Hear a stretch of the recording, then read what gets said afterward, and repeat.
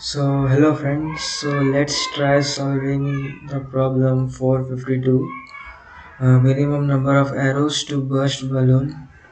So, it has been given that there are some spherical balloons stamped into a flat wall that represents XY plane. The balloons are represented as 2D integer array points, where points I is equals to x start, x ends denotes balloon whose horizontal diameter stretches between x start and x end. You do not know the exact y coordinates of the balloon. So what it does mean is in xy plane, balloons are kept. We know from which x point they starts and at which x point they end, but we don't know their vertical dimension, like from where at what position in the y-axis they starts and at what position they ends. So that we don't know, but we know at what position from x they starts and at what position at x they ends. Okay, so arrows can be shot up directly in positive y direction, okay, from different points along the x-axis. A balloon with x start and x end is burst by the arrow at x if x, okay, x starting x is greater than equals to x start and x is greater than equals to x, and there is no limit to the number of arrows that can be shot. A short arrow keeps traveling up infinitely, bursting any. Given the array points, return the minimum number of arrows that must be shot to burst all balloons. So what we can do here actually is, so the main crux of the problem is to we have to burst all the balloons by using minimum number of arrows. So how we could achieve that is, since we don't know at what point in y-axis they starts and ends, but we know that uh, their starting and ending point in the x in terms of x coordinate. So we can actually think that maybe their x coordinates might be overlapping with each other.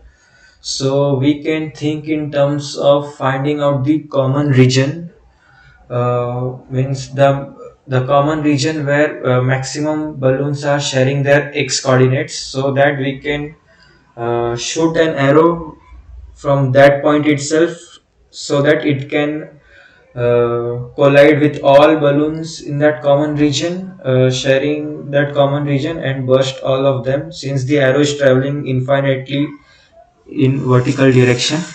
So it has been mentioned in the question itself, keep traveling infinitely. So in this way we can actually shoot multiple balloons with a single arrow, so which eventually reduces our number of arrows required to burst all balloons.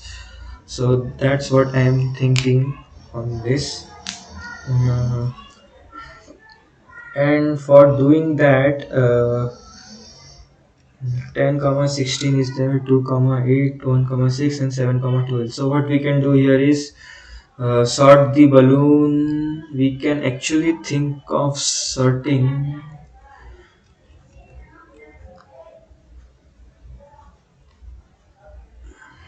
If we sort the balloon, right, means 1 6, then 2 8, then 7 12, then 10 16. So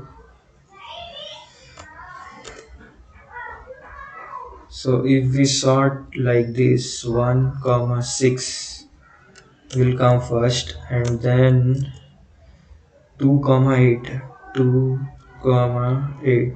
So you see 2 comma 8 is actually, some part of 2 comma 8 is overlapping with 1 6. Okay, so now the third one will be 7 12.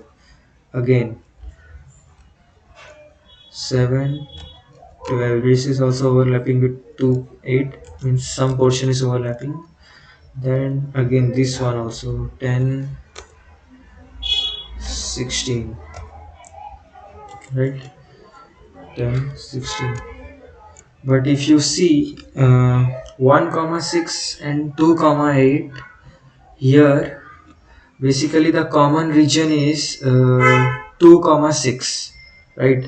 1 6 and 2 8 are sharing a common region of 2 and 6. Like 2 is appearing in 1 comma 6 and 6 is appearing in 2 comma 8. So the lower limit will be 2 and the upper limit will be 6. Now what we can do here, lower limit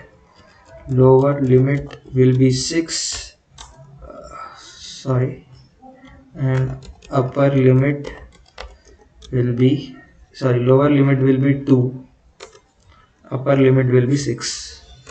Okay, now when it comes to 7 and 12, in case of 7 and 12, we can't actually compare 7 and 12 with 2 uh, comma 8, because we already found the common sharing between these two, which is 2 comma 6. Now we should actually compare 7 comma 12 with this 2 comma 6, means the common region. Is this 7 comma 12 lying inside this common region, or lying or it's some portion is lying inside this common region 2 comma 6? No, right? So this should be a second interval. In that way, so 7 comma 12 doesn't lie in this. So what we can do is we can maintain one more separate variable like interval, and interval 2 comma 6 will be 1. And here in the second scenario, since 7 comma 12 doesn't lie, any portion of 7 comma 12 doesn't lie in 2 and 6, so we can actually start a new interval from here where lower limit is equals to 7, and upper limit is equals to 12. Okay, now we have moved to 10 comma 16. Now 10 comma 16, actually some portion of 10 comma 16 is actually falling in 7 comma 12. Okay, so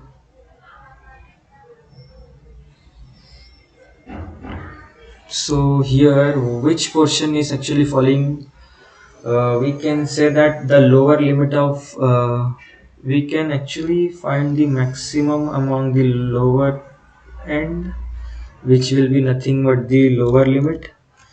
Lower limit will be the maximum of 7 and 10, which will be nothing but 10 itself. Okay, because we need to find out the common portion, right? That's why. And the upper limit will be minimum of the second parameter, which is 12 comma 16. So the upper limit will be 12 itself, right? So like in 7 and 12, if you see in the number line, and 10 and 16, the overlapping portion would be 10 and 12 only, right? So lower limit and upper limit will be 10 and 12. So this will be our second interval. So in this way we can actually find the number of balloons required, minimum number of arrows required to burst the balloon will be equals to the number of interval we have. Like initially it will be lower limit equals to 1 and upper limit is equals to 6, right? And then comes 2 comma 8. 2 comma 8 actually falls in this. It either it will completely fall inside this, or it may, or some portion of it might fall into this, right?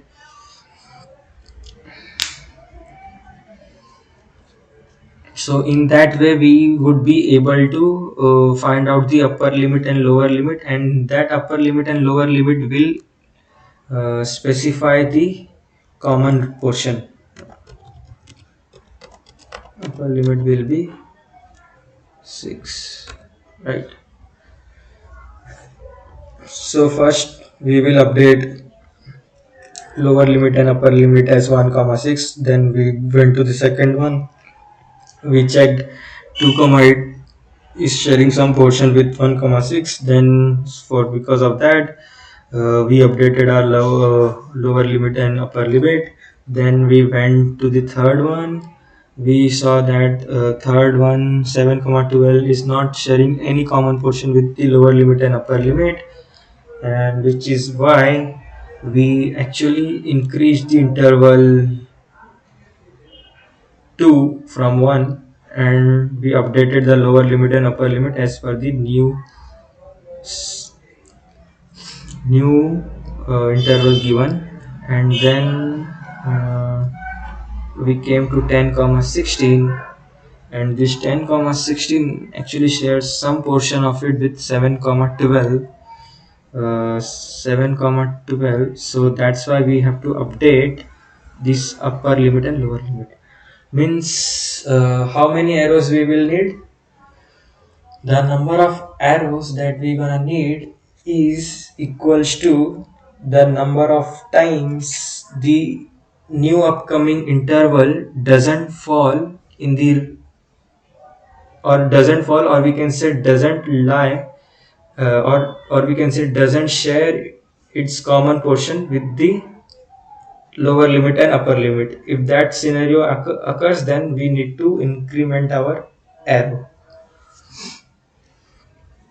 Like if you see here, initially we uh, updated our lower limit and upper limit as the first interval's boundary itself, but for the second interval, since it was sharing its some portion with the lower limit and upper limit, so we just updated our lower limit and upper limit. But in the third interval you can see that it wasn't sharing anything common with the lower limit and upper limit, so that's why we had to take a newer arrow for this one, and we can update the lower limit and upper limit as per this interval. Like take the lower limit as the initial start of this interval, and the lower limit as the start of this interval, and the upper limit as the end of the interval. And after this we can see this 10 comma 16, it also shares some portion of it in it with the lower limit and upper limit, so that's why we update the lower limit and upper limit. So what does this lower limit and upper limit says? It says whatever interval we have processed till now, among them what is being the common region is shared, right? Means what common region actually they have shared between themselves, so that portion is indicated by the lower limit and upper limit. And if any new interval comes and suppose it doesn't share any of its portion with the lower limit and upper limit, that means we can actually update our lower limit and upper limit and find the new common region for its for that particular interval, and we can take a newer arrow for that. So basically that's how the intuition is like for this particular question.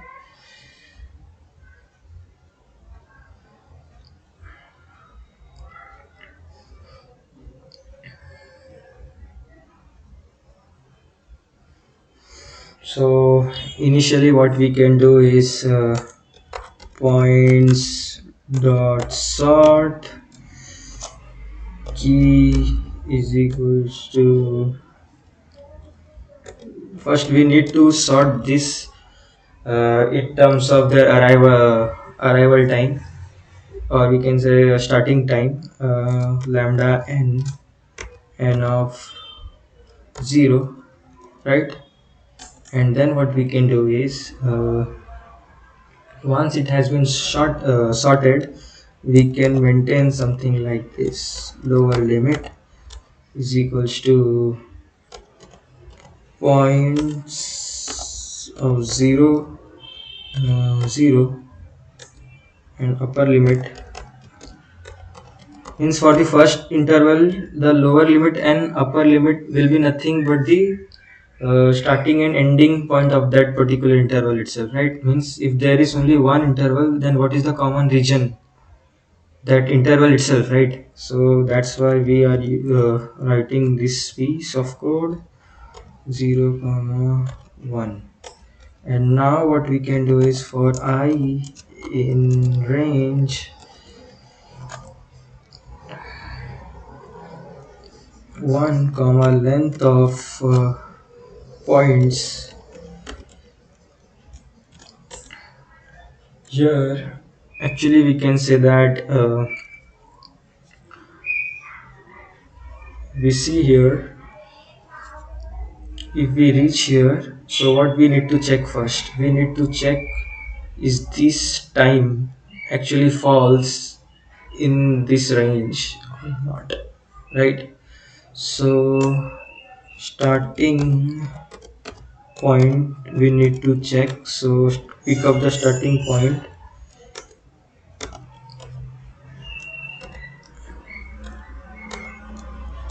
and check if it lies inside the lower limit or upper limit or not.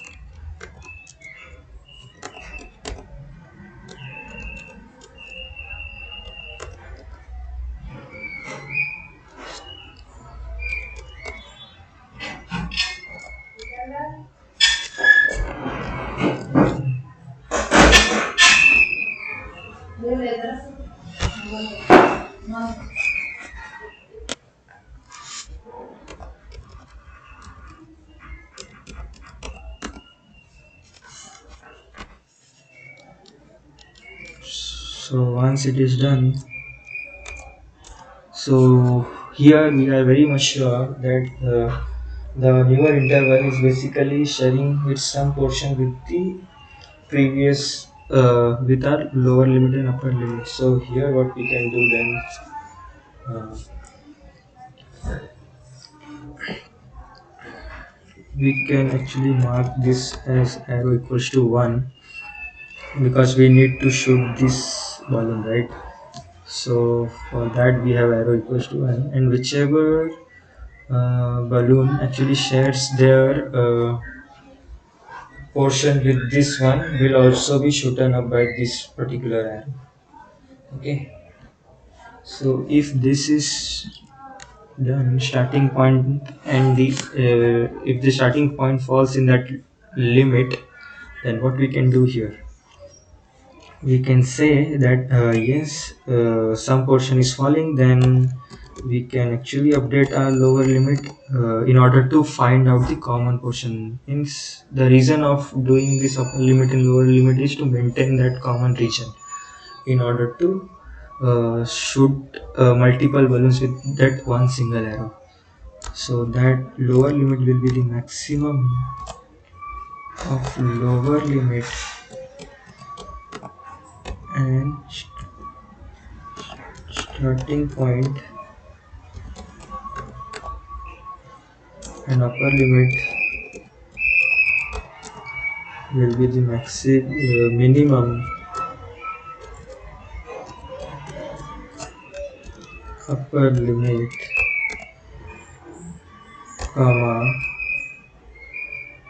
points of I 1, right? Means we know that lower limit and upper limit for the previous intervals would be either there would be a partial overlapping or maybe a complete overlapping, right?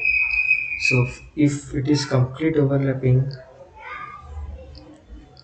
if it is partial overlapping, then the lower limit will be the maximum among those two starting points, right? Maximum among lower limit and the starting point of the newer interval, and the upper limit will be the minimum of the ending time of the upper limit and the newer interval, right? So in that way we would be able to figure out the common region. And what if suppose the lower limit was 1 and the upper limit was 6 and the newer interval was 3 comma 5. So in that scenario the 3 comma 5 was completely residing inside 1 comma 6, right? So in that case our common region would have been 3 comma 5. So if we apply this formula, if we apply this logic over there, then the lower limit will be the maximum among 1 and 3, that would be 3, and the minimum among 5 and 6, that would be 5. So in that way we are actually maintaining this common region logic by doing these steps. Is it clear? So now suppose if this doesn't even lie in this range, okay, this lies outside the range. So in such case what we can do is arrow plus is equals to 1, then lower limit can be completely updated with the starting point itself,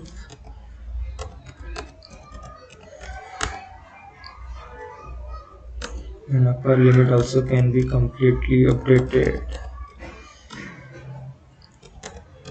with the ending time with the ending x coordinate, okay, right? Now here we can actually return the answer.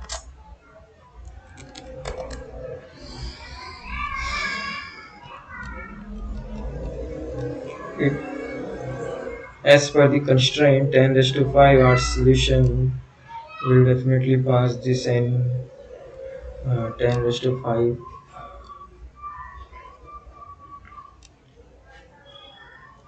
Okay,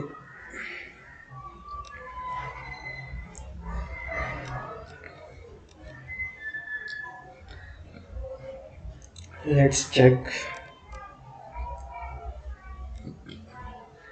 Okay, it's giving the correct answer for the first scenario. What if we consider the second scenario and also the third scenario?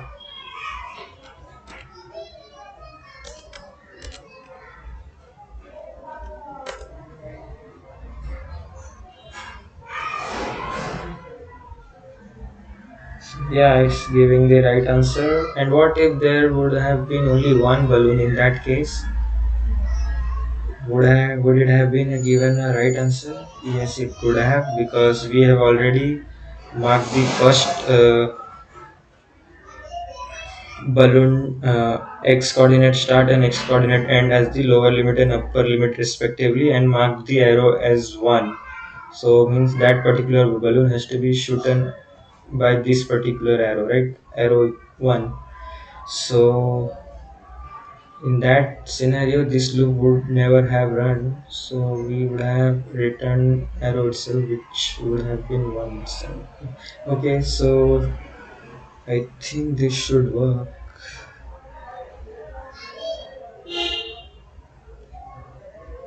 Okay, it worked.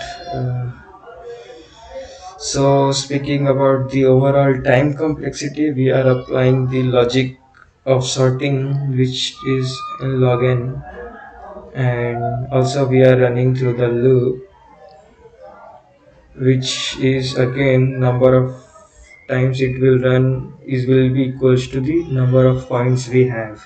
So it's again order of n. So order of n plus n log n. That means maximum time complexity will be n log n itself.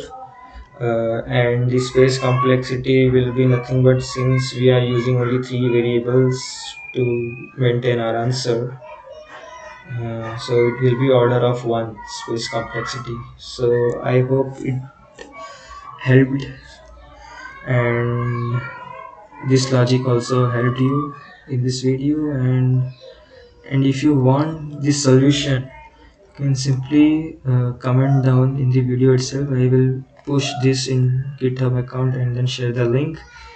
And if you find this video to be valuable, then please like, share, and subscribe. Thank you.